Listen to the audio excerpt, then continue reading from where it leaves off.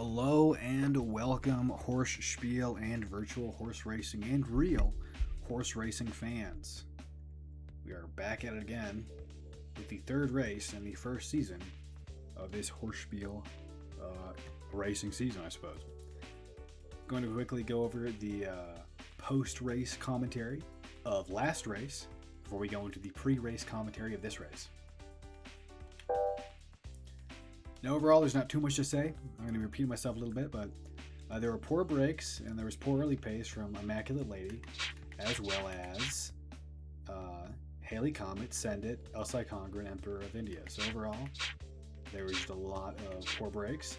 Naysayer and Bucephalus, Night Sky managed to hold on to the early lead. However, they quickly got outpaced by Riley. Immaculate Lady made an early run up through the pack, but could not catch the pace beyond that, and Naysayer held their pace at the front of the pack, but similarly could not catch the pace of the front runners.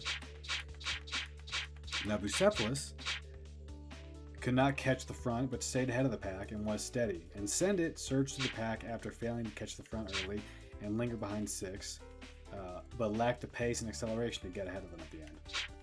And Night Sky and Emperor of India, they made late runs that are drawing in the pack but could not get past the pack and catch the front. Rogue Dasher had faded hard at the end of the last race. And Riley, the two-time winner now back-to-back, dominated the field and held the front the entire time while accelerating even at the wire. And they won by an 11 lengths. They were not able to catch her pace. Now for the pre-race commentary of this race.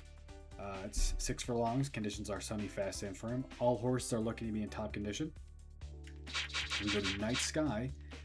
They have speed that is average for the field, overall the worst class, average strength, good acceleration, poor early pace, and poor late pace. Considering the length, Night Sky is looking like a non-factor that will be caught up in the pack on the stretch. Naysayer is looking average overall, except for their general acceleration. They may be able to make a strong late rally if the pace is not too much for them.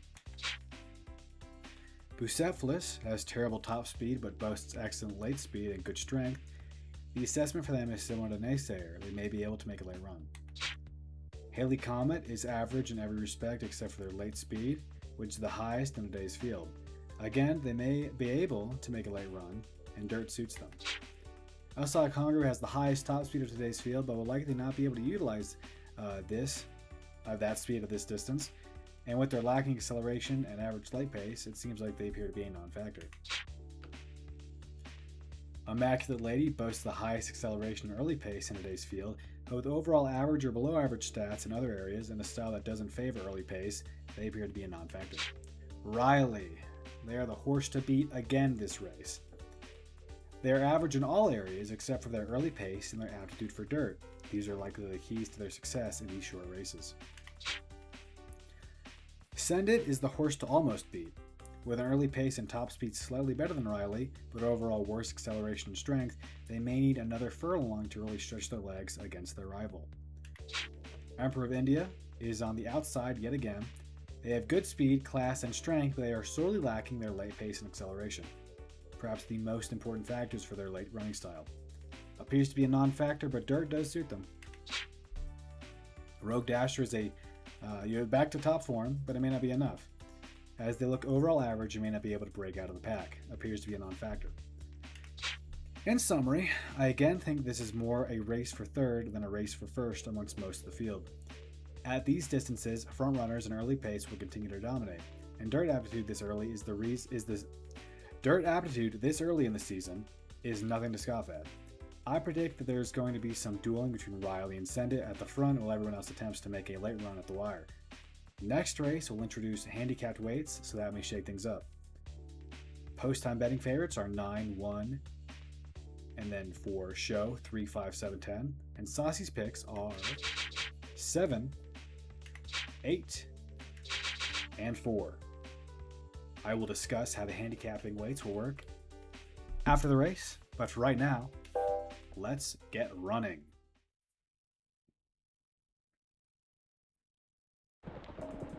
It should be noted as well, in G1 races, there will be a little post-parade walk-up to the gate.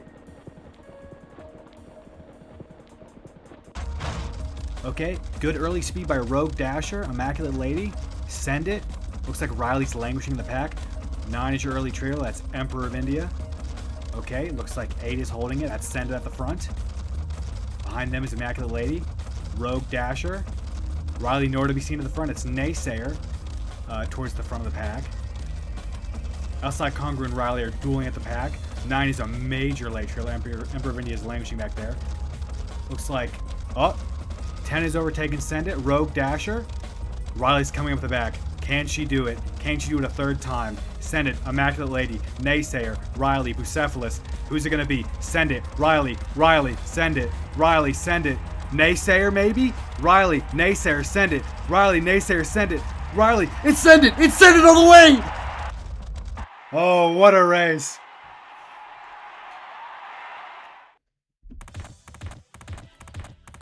I got a little excited there, sports fans. You don't understand. I'm really in Send It's corner. Oh, what a race. What a race. It's that extra strength, I think, that really gave Send It the edge. You know, I'm gonna talk a little bit at length for that, because seeing Riley dethroned really got my blood pumping. You know, Send It. They actually have worse overall acceleration and strength than Riley, but the early pace and stop speed is slightly better than Riley. So if you look at it like that, it means that they can reach a higher top speed. I think a longer distance suits Send It as opposed to Riley.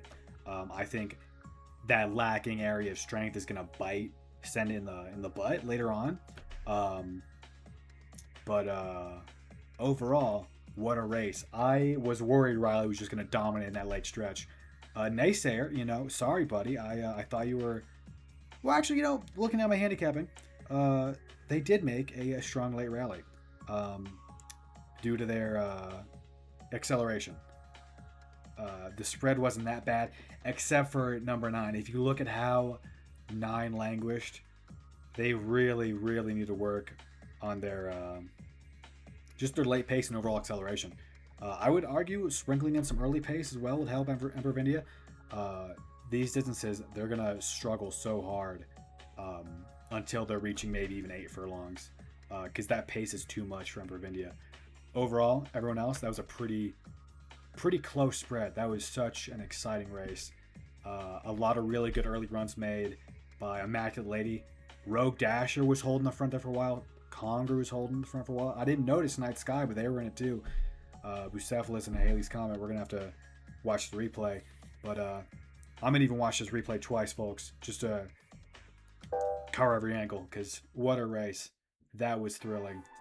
Okay, a little note, sports fans. I accidentally pressed the wrong button, so we're not going to see the replay or the payouts, because every race is unique. However, unfortunately for the punters out there were no hits on any trifectas or quinellas out there, so we can still use the information available to us to get those bets out there.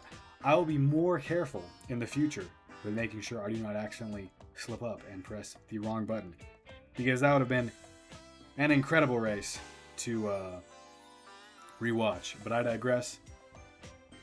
We still have the original footage. I'm going to quickly cover how handicapping works now for the weights. So if a horse wins, places, or shows, or gets 4th in a race, then in the following race, they will have to wear 15, 10, 5, or 1 pounds more than the average weight of 121 pounds. The last place horse will be given an exemption of 1 pound from their worn weight. Example, if horse Cheesecake wins in race 5, then in race 6, they would wear a weight of 136 pounds. This effect does not stack, i.e. Cheesecake winning twice in a row does not mean their new worn weight would be 151 pounds. If Cheesecake doesn't show in race 6, then wins race 7, then gets last in race 8, their weight across race 7, 8, and 9 would be 121, 136, and 120. Okay, see y'all next week, or rather next race. This was a great race. We'll see how the horses do with the weights.